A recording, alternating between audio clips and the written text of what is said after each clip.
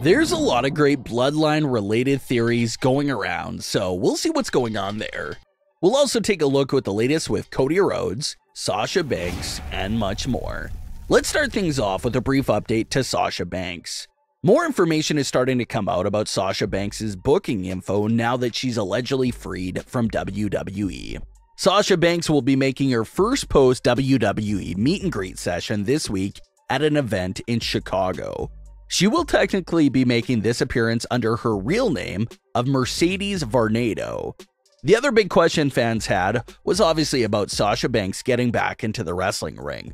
When can we expect to see that? Well, the rumor right now is that Sasha won't be stepping foot into the ring until 2023 at the earliest. Promotions that allegedly reached out to Sasha Banks' camp regarding wrestling-related appearances claim that the former WWE superstar is asking for $30,000 per appearance. So it looks like she'll be doing some meet and greet appearances for the remaining months of 2022 and could get back into the wrestling scene early next year. She'll be available for any promotion to book her, but of course the promotions have to remember that booking Sasha comes with that hefty price tag of $30,000. So that may be something they'll have to think about for a bit, especially your smaller wrestling promotions out there. Despite having all these obvious clues and other things that confirms that Sasha and Naomi are no longer with WWE, the company still has listed them on their roster and is yet to make any official confirmation about their releases from the WWE. So it's unknown what exactly WWE is waiting for to make the news public that Sasha Banks and Naomi are officially gone, but it appears they're waiting it out for whatever reason. Cody Rhodes recently appeared on Busted Open Radio and revealed why his doctors are afraid to give him a timetable for his return to WWE. Cody had this to say during that appearance regarding his injury, quote, "There's a lot of people who have had knee injuries, back injuries, sometimes spinal and neck. When it comes to your pec, it's a really strange injury.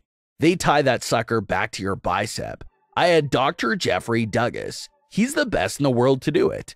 The problem with him doing it is he knows me, and they are being very coy.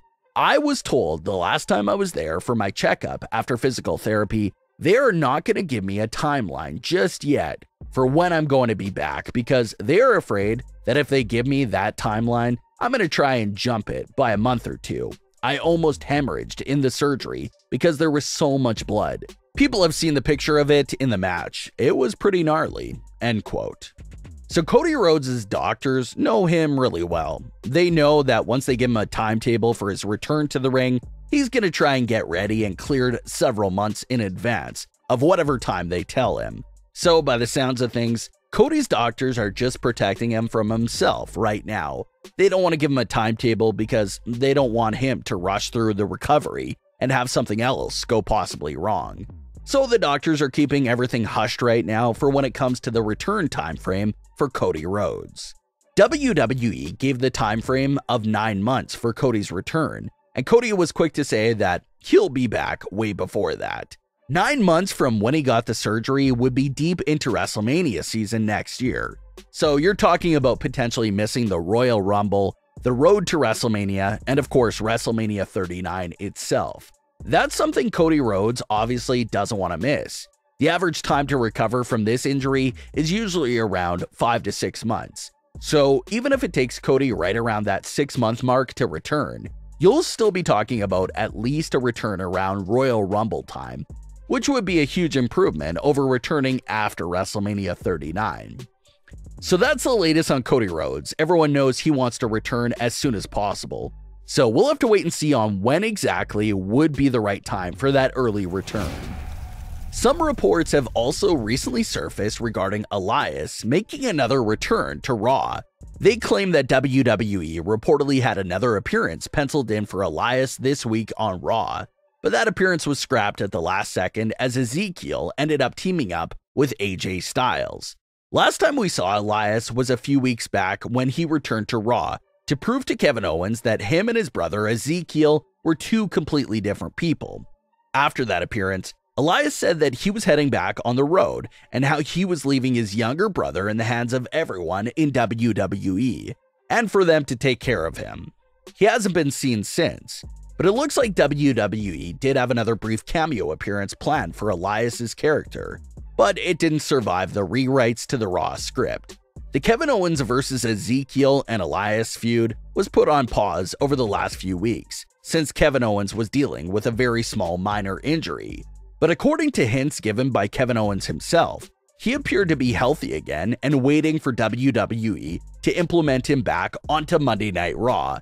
Kevin Owens and Ezekiel did have some unfinished business to settle. Kevin Owens put out an open challenge to any of the Elias brothers, but we never got the chance to see that play out due to the Kevin Owens injury. So maybe they'll pick this story up again now that Kevin Owens is apparently cleared to compete. No one knows where this story is going, but the most popular idea from the fans that makes a lot of sense is that Kevin Owens will fully take Ezekiel out of action, which would potentially lead to Elias making a full return to Raw to go after Kevin Owens and avenge his brother Ezekiel. One of the most popular fan theories that has been picking up momentum in recent weeks is the idea of the Bloodline turning on each other. The Bloodline originally had their first run with each other back in 2019 as a babyface trio. Obviously, 2019's version of the Bloodline was completely different from what we see today. It was a babyface trio. They were throwing dog food on Baron Corbin, just a whole completely different vibe. The Bloodline that we know today, of course, started with Roman Reigns and Jey Uso's iconic feud from 2020.